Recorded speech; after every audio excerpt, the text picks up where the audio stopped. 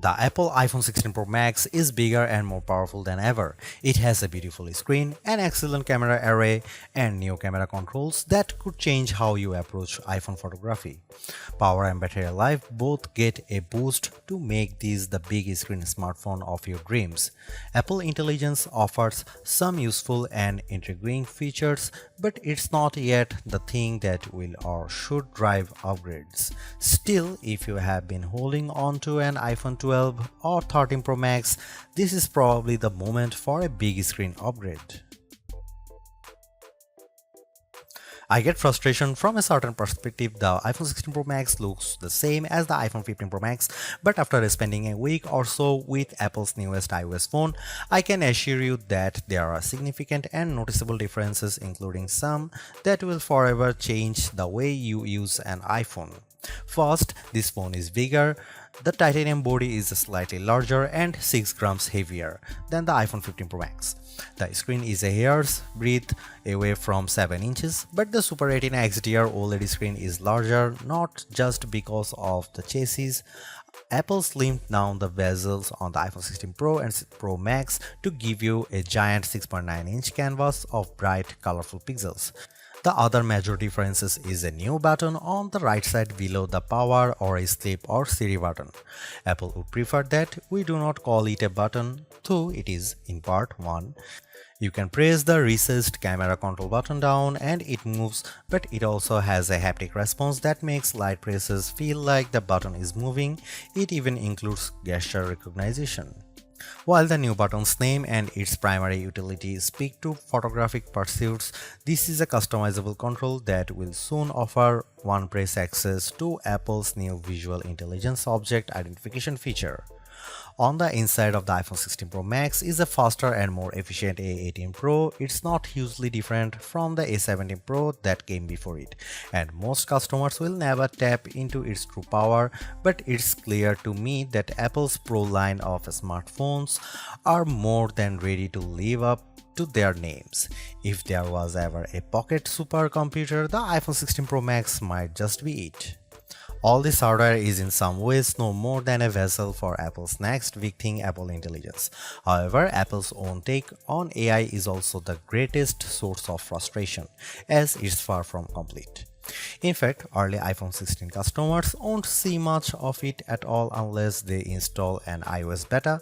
Features like writing tools, a prettier and somewhat smarter Siri, summaries of long emails, and Photos updates, such as creating your own memories based on a prompt, should show up soon after the iPhone 16 Pro Max starts shipping, but other features are essentially to come.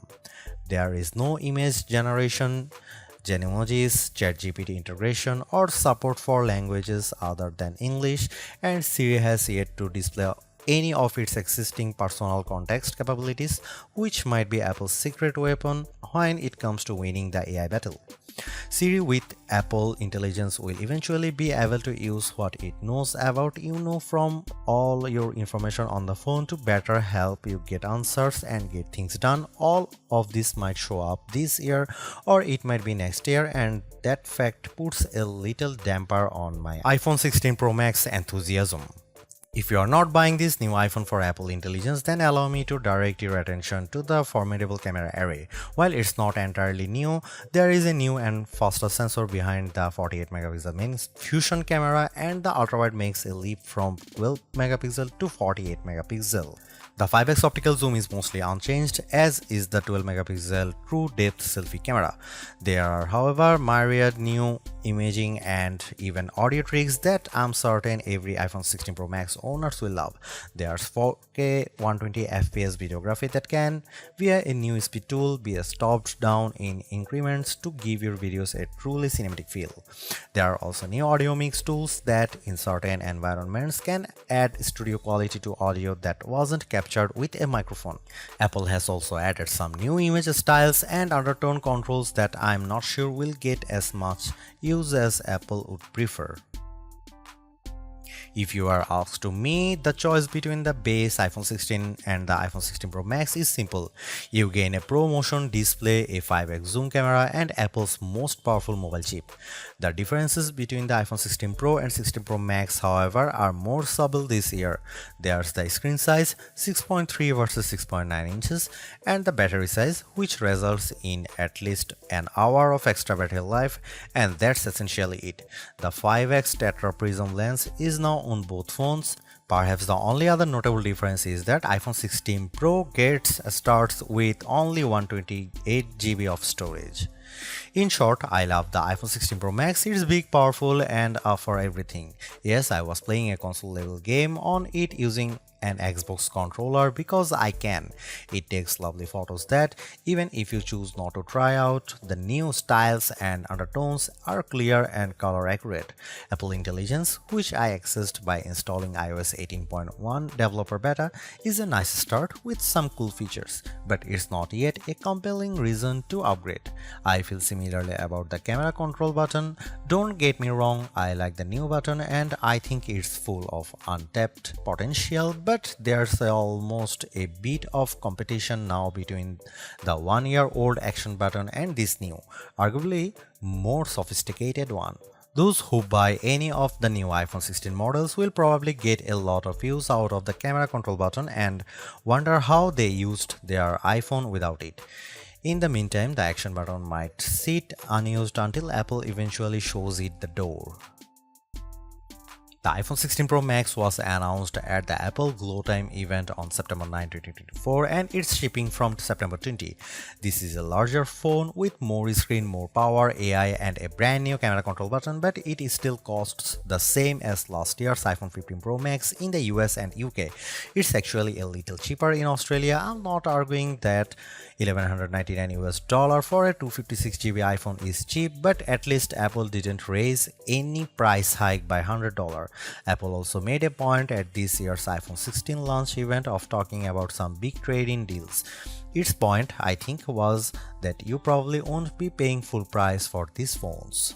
The virtually identical iPhone 16 Pro costs $999 but starts with half the storage space.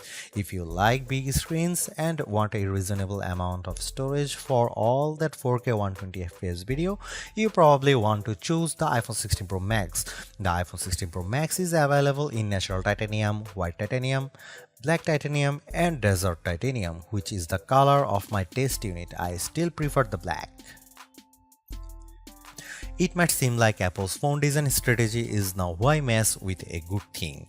In some ways, that's true. The iPhone 16 Pro Max doesn't stray far from the aesthetic first established with the iPhone 12, but also carries forward the myriad challenge made over the last few generations, like the smoothed out edges and new action button which replaced the silent switch on the Pro models last year.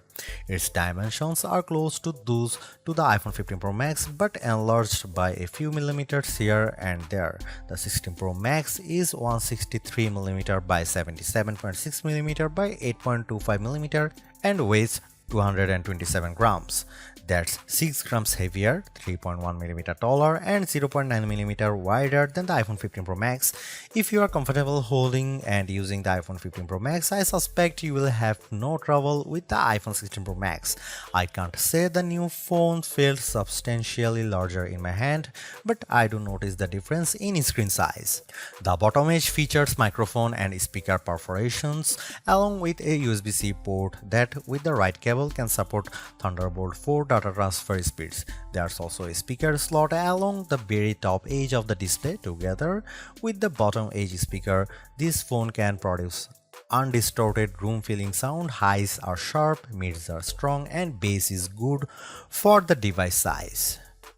Button placement is mostly identical to last year, with the volume buttons and action button on one side and the larger power or sleep or CD button on other side. They are joined, however, by a new button, camera control, roughly the same size as the power button. The camera control button is a multi-purpose control that can recognize physical presses and lighter presses to enable haptic response and gestures. It offers instant access to the camera and with those other presses and gestures to various virtual millimeter lenses and camera settings. The materials and build quality are once again excellent. Apple used grade 5 titanium on the body over a graphite-clad aluminum substructure. Apple has also upgraded its ceramic shield, which may make it less susceptible to cracks and scratches, although I was quite careful with my 1TB Desert titanium test unit, so I can't say for certain if this is the case. Okay, I did get it wet, purposely running the IP68 rated iPhone 16 Pro Max under a garden sprinkler. It was fun to watch the screen activating as it was touched by 1,000 tiny fingers when it was just water droplets, but the phone was otherwise unmoved and unharmed by the deluge. Sometimes I wonder how Apple might say its next screen technology. Will it add duper to it so it becomes super duper Retina XDR display? I mean, it may have boxed itself into a corner, but Apple skirted the issue this year by leaving its iPhone display technology pretty much untouched. This is a giant screen 6.9 inches achieved through a combination of a slightly larger chassis and pleasingly thinner bezel. There are more pixels than last year. The iPhone 16 Pro Max screen is 2868 by 1320, while the iPhone 15 Pro Max is 2796 by 1290. There's more pixels but not a higher density. This is still 460 ppi and so falls behind the Samsung Galaxy S24 Ultra's QHD Plus display, at least on the ppi front. Apple also didn't mess with the dynamic island, which remains a useful and fungible information peel in the upper portion of the screen. It houses Face ID, depth sensors, and a 12-megapixel true depth camera. The camera takes excellent selfies and is my go-to for biometric unlocking. While the display's core specs haven't changed, they are worth noting. It's a wide color gamut screen that supports HDR. True Tone always on display means you can see a less saturated version of your lock screen without unlocking the phone. 2000 nits of peak brightness outdoors and Pro Motion. Speaking of which, everything I did on the iPhone 16 Pro Max looked fantastic. I don't even notice the dynamic island when it's inside one of my games, and streaming videos via the likes of Netflix tends to crop out the cutout. I know everyone wants to talk about Apple Intelligence, but it's the changes to the core iOS 18 platform that will have the biggest impact on your iPhone 16 Pro Max day-to-day use. Photos, for instance, has gotten a huge overhaul, and one that I'm not entirely sure makes it better. It's a situation of who moved my cheese, as many of your core features may have shifted or been replaced. The Photos app now defaults to search and collections, which might throw people who are expecting to see their photo library. Still, if they get used to using search for some natural language queries that yield useful image results, they might be pleasantly surprised.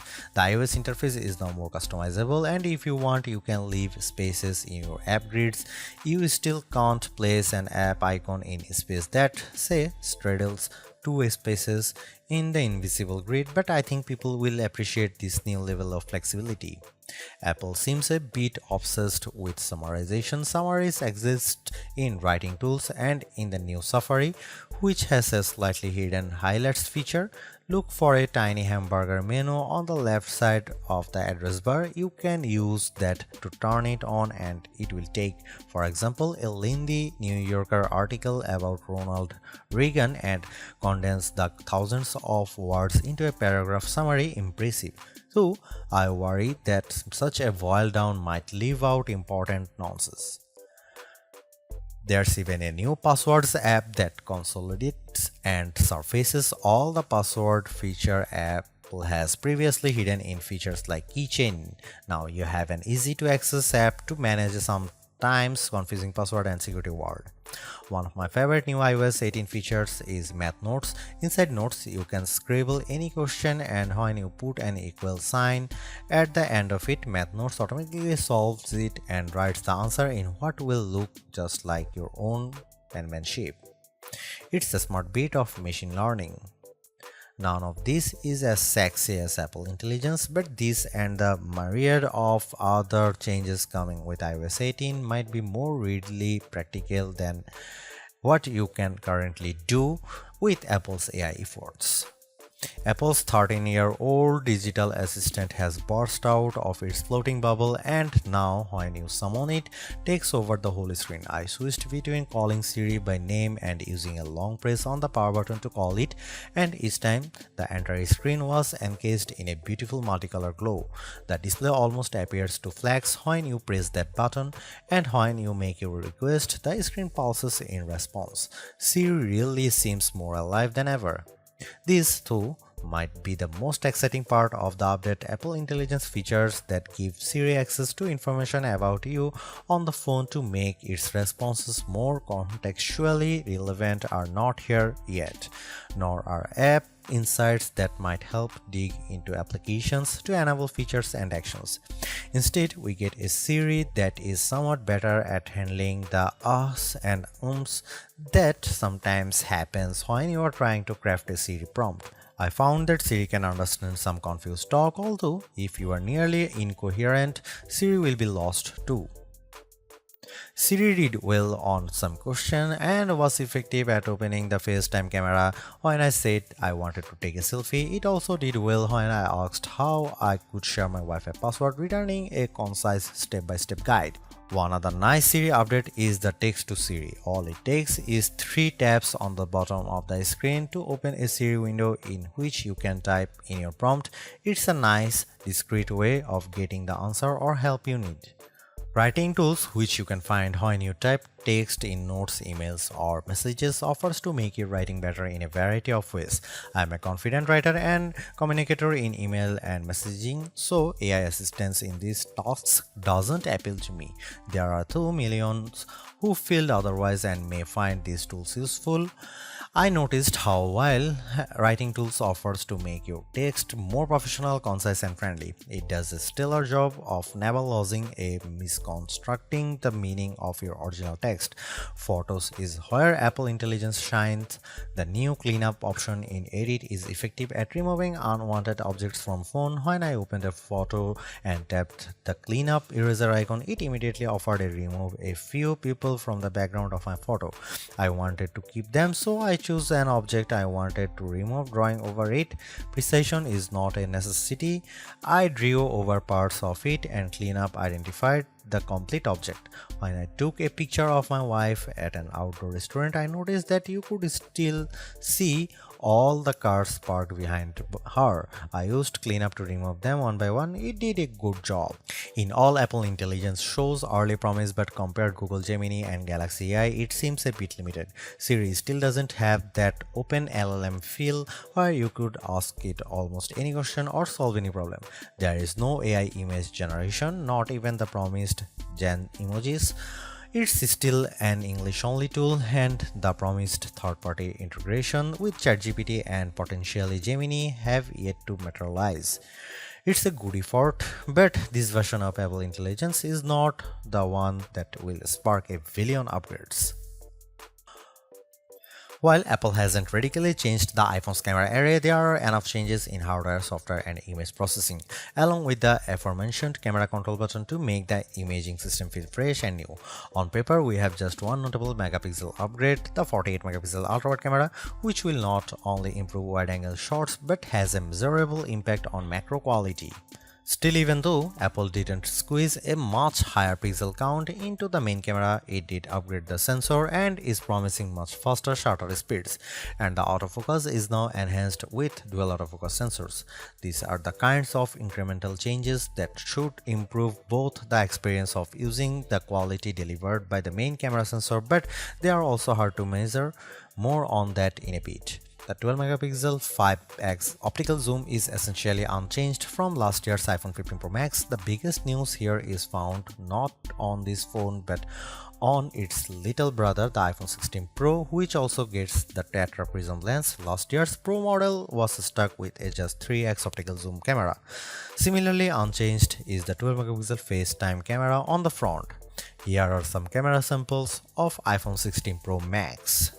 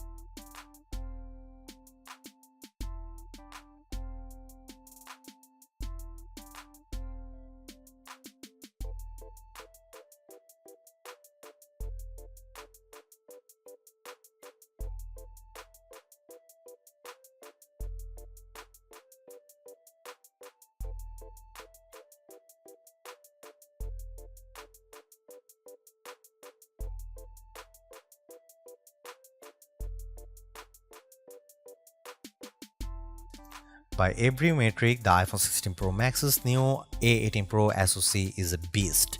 It outperforms the A17 Pro and Qualcomm's Snapdragon 8 Gen 3 in most benchmarks, while Apple isn't backing the CPU with as much memory as you might find in, for instance, a Google Pixel 9 or Samsung Galaxy S24 Ultra. The iPhone 16 Pro Max and its A18 Pro chip make good use of the 8GB it has. That the iPhone 16 Pro Max is essentially a mini computer in your pocket should surprise no one. Apple Silicon has provided ample power for everything from everyday productivity tasks to 4K video editing and AAA console gaming. The A18 Pro is no different, but in this case we have an even larger canvas on which to enjoy its benefits. I'm not sure I could find a task this phone couldn't handle. If I have one criticism, it's that the phone does seem to get a bit warm during, for instance, gameplay and video editing in CapCut. I don't know if this is the graphite covered aluminum substructure more efficiently delivering heat from the chip to the body or the phone overworking. The good news is that this does not adversely impact performance or battery life. Call quality was good, and I am pleased to see that this is now a future-leaning platform with Wi-Fi 7 support. There's also Bluetooth 5.3 support and second-generation ultra-wideband. It helps in my Find My app, which I used when I purposely misplaced my new AirPods 4. In the US, the iPhone is now eSIM only, which I like, although some people miss the physical SIM card. I appreciate the ease of switching eSIMs from one phone to other and how easily the iPhone 16 Pro Max lets you switch between multiple eSIM numbers on the iPhone 16. The iPhone 16 Pro Max delivered some of the best Future Labs battery drain results I have seen. We got an average 16 hours of battery life on our tests, and anecdotally I saw between 14 and 17 hours depending on activity. That's impressive. Apple is finally supporting QI2 wireless charging technology and provided me with a new QI2 supporting MagSafe charger and a 30-watt charge adapter. The iPhone 16 lineup ships with a 60-watt capable USB-C cable but no charging adapter. Using those two accessories, I recharged the iPhone 16 Pro Max at 44% in 30 minutes. Apple claimed 50% in 30 minutes, so this is pretty close. A full charge took about 2 hours. One thing not a lot of people know is that with a standard USB-C cable, you can charge your AirPods or Apple Watch off the iPhone. Should you buy the Apple iPhone 16 Pro Max? You should buy Apple iPhone 16 Pro Max if you want the biggest and best iPhone ever. There has never been a larger iPhone or a larger iPhone screen than the one found on the iPhone 16 Pro Max. Buy it if you want a head start on Apple Intelligence. Apple Intelligence feels like an exciting experiment that has some stellar capabilities like cleanup and more forgiving Siri, but it is far from finished. You can get in on the ground floor now too. Don't buy iPhone 16 Pro Max if you want more affordable big screen power. The iPhone 16 Pro Max holds the line on price, but it still starts at $1,199 US. If you want to save a couple of $100 but still get the big screen fun, you could look the Google Pixel 9 XL. Don't buy it if you want more megapixels. While 48 megapixel is nothing to sneeze at, the Samsung Galaxy S24 Ultra offers a 200 megapixel main camera. The iPhone 16 Pro Max have everything we have come to expect in a year-over-year upgrade even without Apple Intelligence. The 6.9-inch iPhone 16 Pro Max have a slew of upgrades including a good battery life, outstanding photo and video chops and iOS 18. The iPhone 16 Pro Max are excellent phones worthy of a spot in your pocket if you can afford them.